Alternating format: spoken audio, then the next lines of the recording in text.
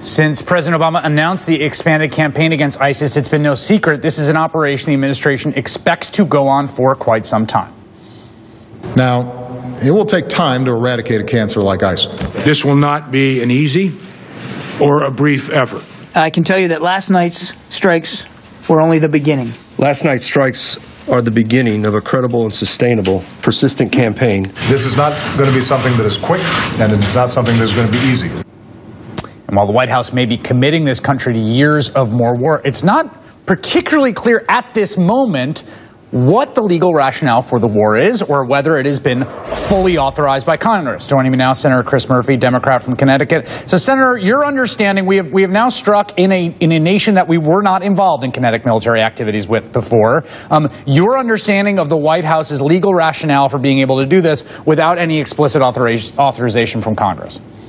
Well, so far the White House has run the gamut in terms of drawing on authority. They've drawn on their Article 2 constitutional authority. They've drawn on the 9/11 AUMF authority that gives them the power to go after al-Qaeda, saying that this is essentially a follow-on organization from al-Qaeda. And then we're hearing today that they're also drawing upon the Iraq War authorization, which ironically earlier this year the administration was arguing to have repealed. None of them work. The reality is that there is no legal justification today for the administration to engage in a long-term conflict with ISIS. And the complexity that this war has now entered into, as we are a full-fledged participant in the civil war in Syria, begs Congress to come back and debate this. It looks as if we may be headed for a debate after the election, but the horse may be out of the barn by that point. We should be coming back and talking about this now. So, Senator, are you saying that what happened last night was illegal?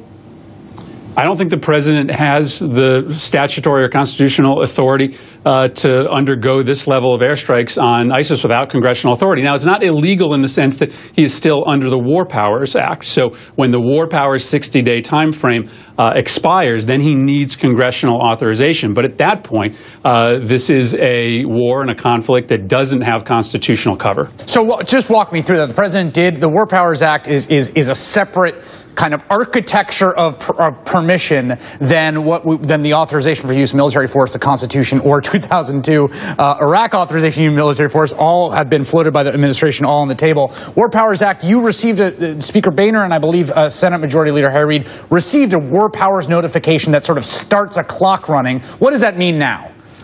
So the War Powers Act is not an authorization. It's effectively the understanding between Congress and the executive that we're going to give the president a 60-day period of time with which to start conducting operations before he explicitly needs the authorization of Congress. And so the clock has started on operations in Syria, but many of us would argue that even major military operations against ISIS in Iraq, which started several weeks ago, also need authorization as well. And Chris, what's mystifying to me today is to listen to this unquestioning applause of these airstrikes. It may be that this is necessary in order to take out ISIL, but there is no way to beat this organization with a military strategy alone. You need a political component, and it is still a little murky as to whether we have any realistic strategy inside Syria to take out ISIL in the long run. Senator Chris Murphy, thank you very much.